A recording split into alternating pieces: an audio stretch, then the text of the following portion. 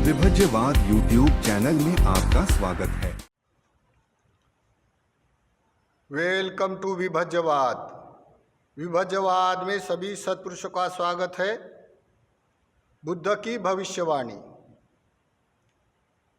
संसार में अन्य सत्पुरुषों को अनागत विद्या प्राप्त होती है।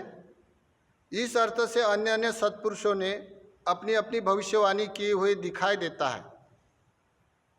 इस विशेषता को देखते हुए विशेष संसार के सुपर साइंटिस्ट अनुत्तर पुरुष सम्यक संबुद्ध ने भविष्यवाणी किया है।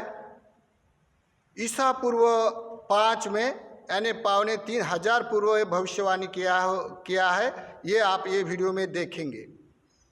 घटना के तौर पर राजा प्रसन्नजीत को 16 स्वप्ने विज्ञप्ति रूपा से प्रादुर्भूत हुए। विज्ञप्ति रूपा से यानी जो स्वप्न की भाषा, जो हर कोई मनुष्य को स्वप्न आते हैं उसकी भाषा विज्ञप्ति रूपा से होती है, या दिव्य लोक का अवलोकन विज्ञप्ति रूपा से होता है।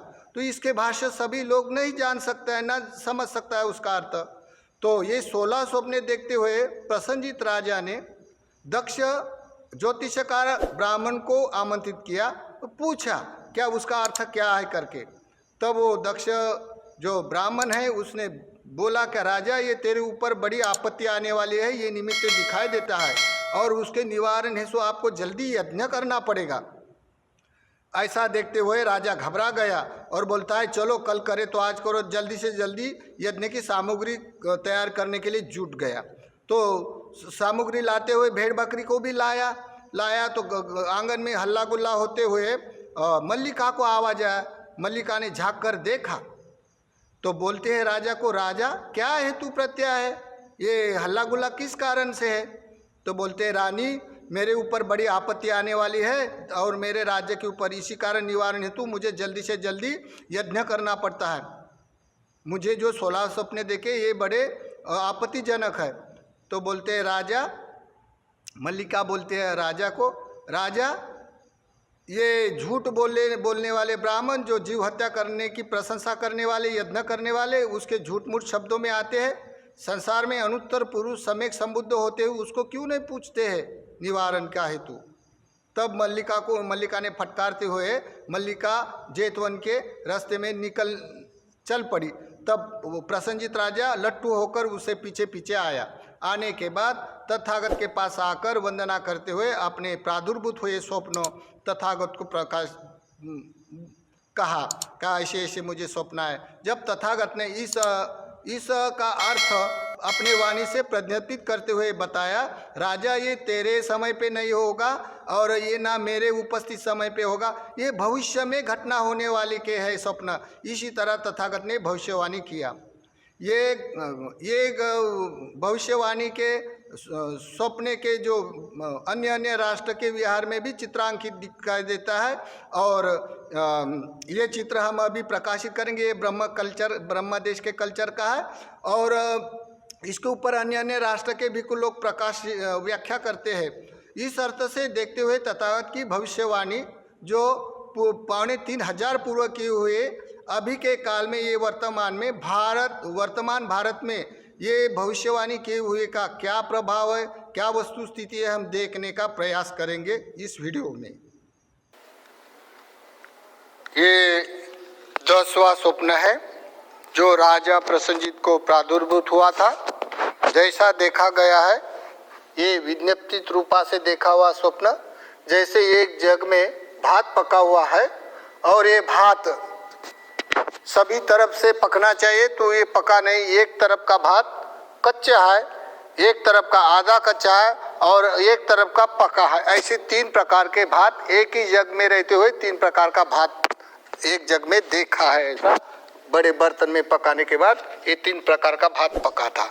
तो इसका जो निमित्त है, लक्षण है, ऐसे विज्ञप्ति रूपा का स्वप्न से तथागत सम्यक संबुद्ध ने अपनी भविष्यवाणी करते हुए बोला, राजा ये तेरे काल में नहीं होगा या मेरे उपस्थित काल में भी नहीं होगा, ये वो भविष्य में होने वाली घटना है। तो कैसी, तो जैसे कि समझो तब राजा धार्मिक होंगे। राजा धार्मिक होने से जनपद के लोग को जो बड़े टाउन में रहने वाली, बड़ी सिटी में रहने वाले भी लोग बड़े अधार्मिक होंगे, राजा भी अधार्मिक होगा, ग्रामों के लोग भी अधर्म से विचरण करेंगे। विचरण करने के बाद लोग अपने जो आरक्षित देवता लोग होते, जैसे गुमकर देवता, रुक्ष देवता, यक्ष, ऐसे करके जो आरक्षित होते हैं, तो ये आरक्षित लोग भी बड़े उनको भी लोग न देने के कारण ये क्रोधित हो जाएंगे। ये क्रोधित हो जाने के बाद पूरी तरह धर्म नष्ट हो जाने के बाद वो विमान यंत्रणा से विमान उत्पन्न करेंगे। अभी देखो उस समय बोले हुए ये शब्द विमान, अभी विमान दिखता है ना, हम लोग एरोप्लेन बोलते हैं अभी अंग्रेजी शब्द आने से, तो विमान उस समय देखो तथागत ने बोला है 3,500 बरस से पहले बोला गया विमान उत्पन्न हो जाएंगे। तो विमान उत्पन्न करेंगे लोग, और विमान के चलन के कारण अन्य अन्य देवता के आसन नष्ट हो जाएंगे। अभी ये बात आने से ये बात तो सभी साधारण लोग नहीं समझ सकता है, क्योंकि हम लोग जड़ शरीर देख सकता है, मनोमय जो जीव सत्व है उसको तो नहीं देखा जाता।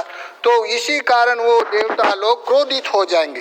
क्रोधित होने के कारण समय पे पानी नहीं आएगा, तो एक ही समझो खेत में पानी आएगा तो आधा खेत गीला हो जाएगा, आधा खेत गीला हो जाने से वहाँ भी वो खेती का फसल उत्पन्न होने के लिए ये पानी ज़्यादा हो जाएगा।